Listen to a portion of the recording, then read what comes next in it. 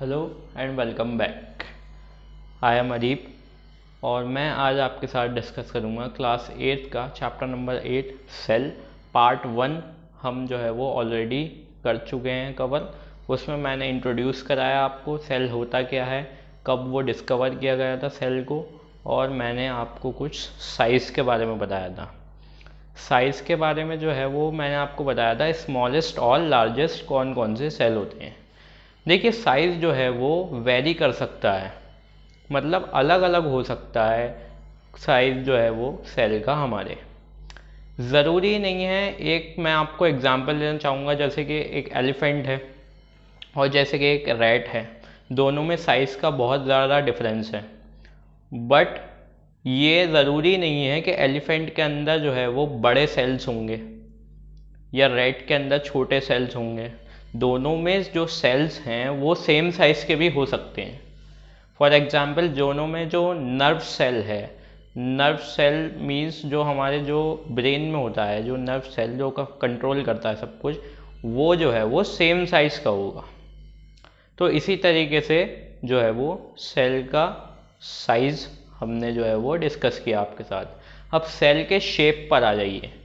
Shape भी जो है वो तरह तरह के हो सकते हैं। अमीबा जो होता है वो कई तरीके से डिफरेंट डिफरेंट शेप्स जो है वो फॉर्म कर लेता है, और उसके हर शेप का जो है वो अलग अलग शेप जो है वो फॉर्म कर लेता है। और उसके कुछ शेप के बारे में हम जो है वो एक वर्ड यूज़ करते हैं, सीडोपोडिया।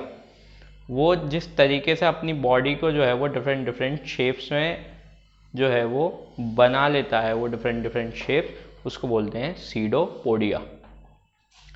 तो ये सो जो है वो बात हो गई हमारी शेप की और साइज़ की। अब आगे आ जाइए, अब हम बात करेंगे group of cells. Group of cells performing specific functions is called a tissue.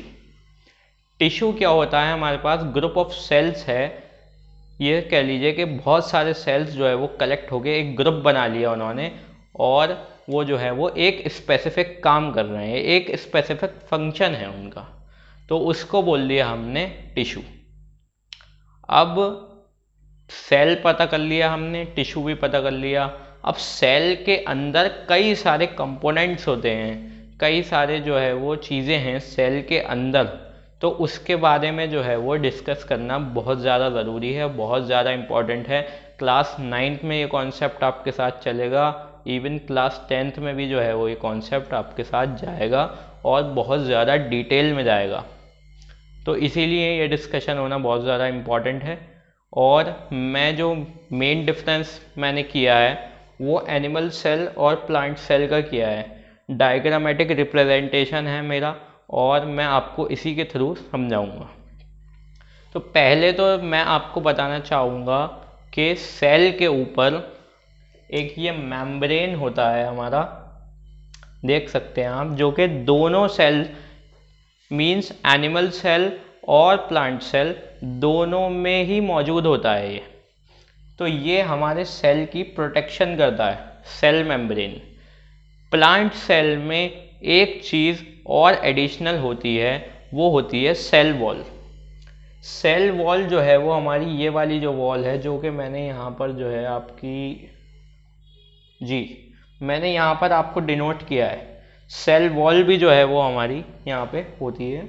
और प्लांट सेल की बात कर रहे हैं हम, जहाँ पर प्लांट सेल में सेल वॉल भी होगी, ये आपको एक एक्स्ट्रा प्रोटेक्शन देती है। ये सिर्फ प्लांट सेल में होती है, एनिमल सेल में नहीं होती। सेल मेम्ब्रेन हमारी जो है वो दोनों सेल में होती है, और बेसिकली उसका काम जो है वो ये है कि प्रोटेक्ट करना, और बाहर से जो भी मटेरियल आ रहा है इधर उधर उसको भी रेगुलेट करती है वो। फिर मेन चीज़ आ जाती है हमारी न्यूक्लियस। न्यूक्लियस क्या होता है? न्यूक्लियस जो है वो आप बहुत ज़्यादा ये समझ लीजिए इम्पॉर्टेंट स्ट्रक्चर है हमारा सेल का। न्यूक्लियस को अगर मैं आपको बताऊं तो न्यूक्लियस को आप ऐसे डिफाइन कर सकते हैं कि ब्रेन ऑफ द सेल है, बहुत ज़्यादा इम्पॉर्टेंट है न्यूक्लियस। न्यूक्लियस के अंदर हमारे जो है वो क्रोमोसोम्स होते हैं, और क्रोमोसोम्स जो हैं वो जीन्स जिसके थ्रू आपका जो इनहेरिटेड कैरेक्टर्स हैं वो पास आउट होते हैं, वो कैरी फॉरवर्ड करते हैं हमारे न्यूक्लियस के थ्रू। जो कि न्यूक्लियस में क्रोमोसोम्स प्रेजेंट होते हैं, वो क्रोमोसोम जो है वो जीन्स को लेकर के जाते हैं, जिससे आप जानते होंगे कि मतलब आप अपने मम्मी पापा के बिल्कुल थोड़े थोड़े सिमिलर लगते हैं। तो उसकी वजह ये होती है, जो उनके न्यूक्लियस से जो जीन्स निकल के आपके अंदर प्रेजेंट होते हैं, उसकी वजह से जो है आप उनके थोड़े थोड़े से सिमिलर लगते हैं दोनों लोग।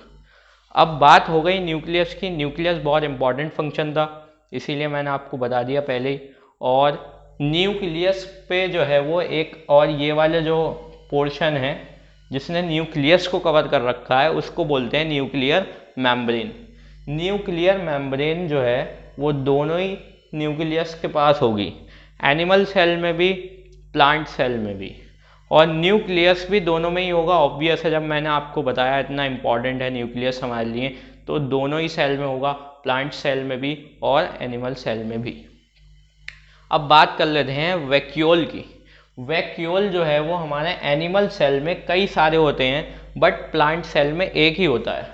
बट प्लांट सेल में जो वैक्यूल होता है वो काफ़ी ज़्यादा बड़ा होता है, देख सकते हैं आप, कंपैरेटिवली बहुत ज़्यादा बड़ा होता है। और इसमें होते कई सारे हैं, बट साइज में छोटे छोटे होते हैं।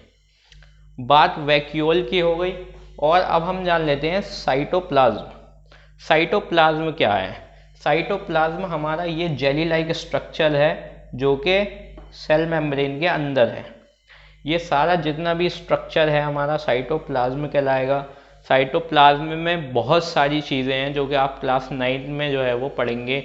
माइटोकॉन्ड्रिया हो गया हमारा, उसमें गोल्जी बॉडीज़ हो गई हमारी, और बहुत सारी जो है वो इंफॉर्मेशन है जो कि आपको क्लास 9 में मिलेगी, अभी आपके लेवल की नहीं है वो।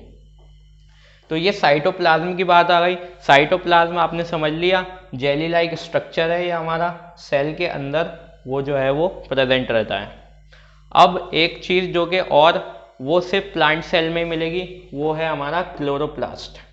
देखिए ये वाले जो स्ट्रक्चर हैं, ये जो लाइन लाइक स्ट्रक्चर हैं, इनको हम बोलते हैं प्लास्टिड्स।